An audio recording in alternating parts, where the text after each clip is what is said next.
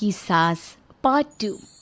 अब तक आपने सुना कि कावेरी जी अपनी तीनों बेटियों ईशा, मोहिनी और सुहाना की शादी 3 घर जमाई लड़कों के साथ करवा देती है।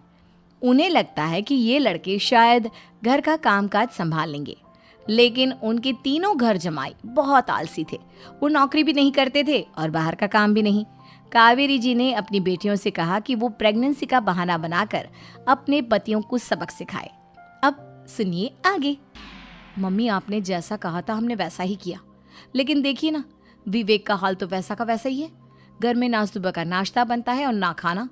नौकरी पर जाने की बात करूं तो खाने को दौड़ते हैं मुझे।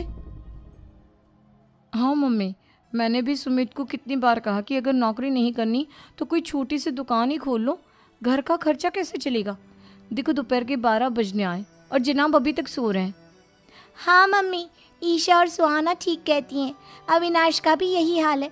जब मैंने अपनी प्रेगनेंसी के बारे में कहा तो मुझसे कहने लगा, अरे दूसरी लड़कियां तो 9-9 महीने तक नौकरी करती है, बस डिलीवरी के टाइम छुट्टी लेती है।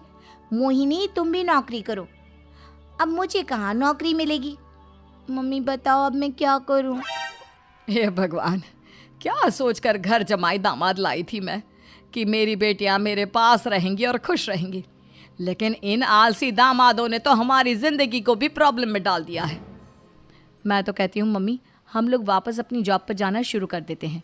बता देते हैं इन लोगों को कि हमने प्रेगनेंसी का बहाना किया है।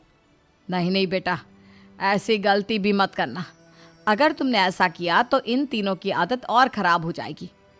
अरे आज नहीं तो कल कभी तो तुम प्रेग्नेंट होगी, तब वापस यही प्रॉब्लम आएगी। तब क्या करोगी तुम तीनों? हाँ मम्मी, आपकी बात तो बिल्कुल सही है। इन लोगों को तो सुधारना ही पड़ेगा। लेकिन कैसे? अपने बच्चों के आने की खबर सुनकर भी इन लोगों पर कोई असर नहीं हो रहा। पैसे कमाने के लिए घर से बाहर निकलना ही नहीं चाहते ये तीनों। अब मेरे दिमाग में एक प्लान आया है।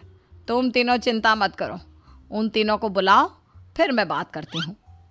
थोड़ी देर बाद कावेरी जी अपने तीनों दामादों को सामने बुलाकर अपनी बात कहना शुरू करती हैं।